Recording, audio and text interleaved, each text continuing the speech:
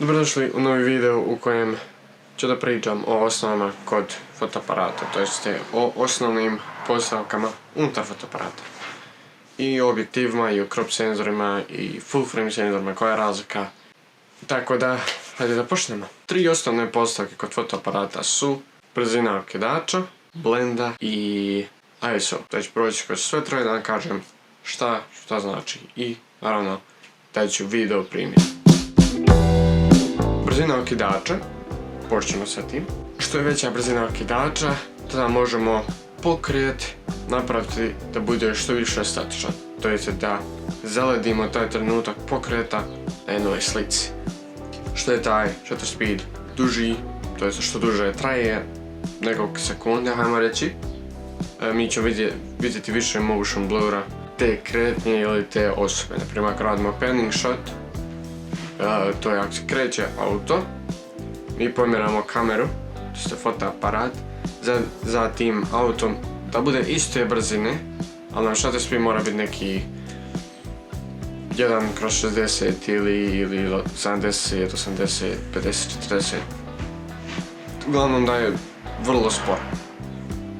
Tako da će auto ili autobus ili nije bitno šta je, može biti biciklista. Tako da su oni u fokusu, a da je pozadina zamućena.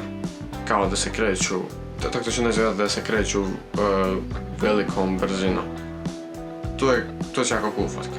Ako želimo slikati zvijezde po noći ili tragove auta, tu dolazi shutter. Dakle, ako nekoliko traje sekunda, prođe auto po noći, po dan to ne možemo raditi, prođe auto po noći, ostaće tragovi svjetala na toj fotografiji. Možda čak i ostane auto, nasled zavisi koliko dugo nam je otvoren shutter. Pod brojem 2 je, mislim, bila blenda. Blendom možemo donekle odlučiti koliko će nam stvari biti u fokusu i koliko će nam biti bokeh, to jest koliko će biti zamućena pozadina iza subjekta. Dakle, ako nam je f-stop, to jest blenda otvorena na 1.4, pozadina će biti vrlo zamućena ako nam je subjekat blizu. Jer ako je subjekat udaren nekih 100 metara od nas, mi slikamo sa objektivom 50 mm, poprilično će sve biti u fokusu. Mada na bliže područje, prije ako slikamo 6 osoba i stoje tako da su dvije naprijed, dvije u sredini i dvije skroz pozadi. Ako želimo sve uslikati, da budu svi u fokusu, podignut ćemo blendu, to jest učinit ćemo da se više zatvori, da bude zatvorena do, ajmo reći, nekih do f8, tada će više stvari biti u fokusu od prve osobe do zadnje, lice će im biti u fokusu. I onda opet tam pozadina iza neće biti u fokusu. Jedna stvar, različite objektivi imaju različite mogućnost otvaranja te blende. Dakle, neki objektivi mogu se otvoriti samo do 3.5, neki se mogu otvoriti do 0.95 kao što je manualni objektiv koji izbacio Nikon, koji se otvara do 0.95, ali je manualni, tako da to malo zašto. Nisam ga koristio i ko zna hoće li kad ima šansu, ali bih volio. Na primjer, ovaj objektiv kojeg ja imam, ovaj se otvara do 1.4, do 1.8, 50 mm od Yongnuo i pomoću njega dobijam dobar bokeh, pozadnu itd. A ovaj objektiv kojega sada imam, on je dobro oštar i versatilan, to jeste slika od 18 do 55 mm.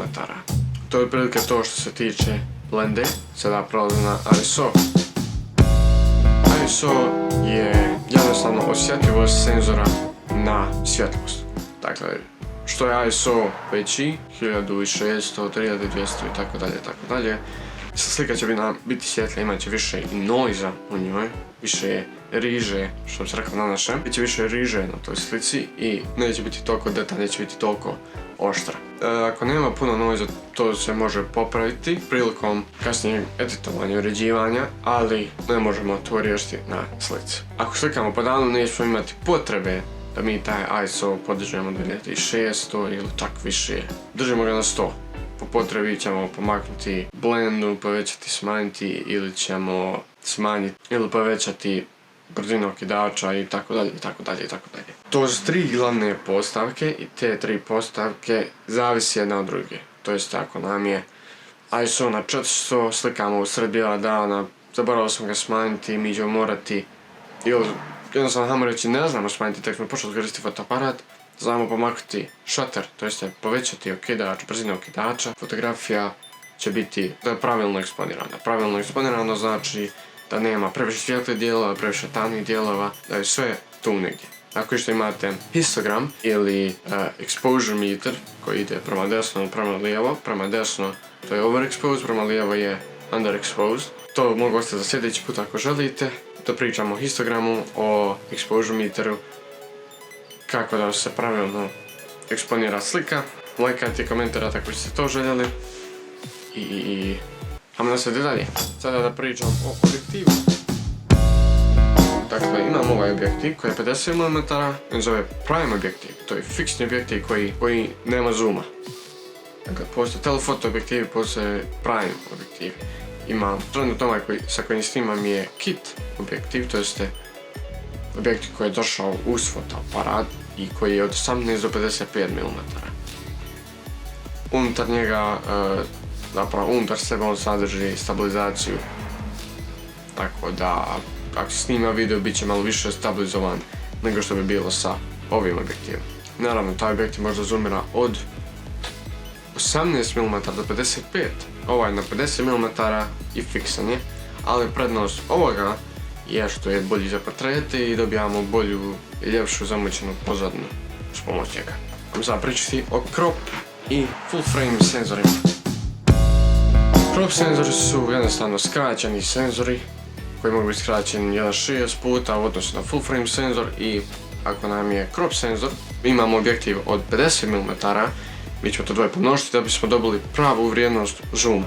Dakle, 1,6 puta 50, to je 80 i nešto. A kod full frame fotoaparata gdje je senzor čitav, tu će biti jednostavno stvarna vrijednost 50 mm.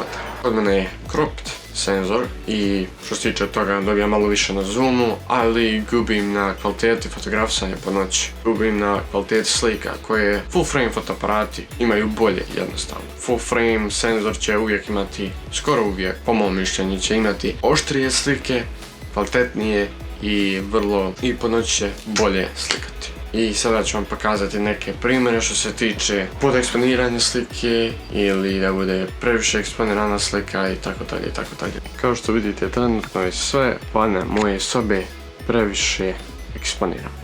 Dakle, unutar moje sobe postavke su bile kako treba, nam je shutter speed na 50, blender na 4.2 i ISO na 400. ISO tokom snimanja ne mogu promijeniti, ali mogu zaustaviti video pa promijeni i onda ću opet danas snimati. Nakon samog mijenjanja ISO, to je to, i ako povećamo shutter speed, vidimo da se slika mijenja. I ovo je trenutno pravilno eksponirano. Dakle, možemo zoom out, vratiti na 4.2, to je ok sve. Ali, ako prenesemo vamo u moju sobu, to je sada poneksponirano. Zato uvijek moramo paziti u koje područje ulazimo da bismo pravilno mijenjali prije početka snimanja videa sve ove postavke. Sad neki fotoaparati daju tokom snimanja da se promijeni i blenda i ISO. Moj dozvoljava samo shutter speed da promijeni. Još jedna stvar jeste, ako snimam video od 24 frame-a, tada će nam brzina okidača mora biti, znači to je inače pravilo da bude duplo veća. Na primjer, ako 24 mi ćemo gledati da je 48, ako nemam 48 idemo viša najbliža vrijednost. Kod mene je to slučaj od 50.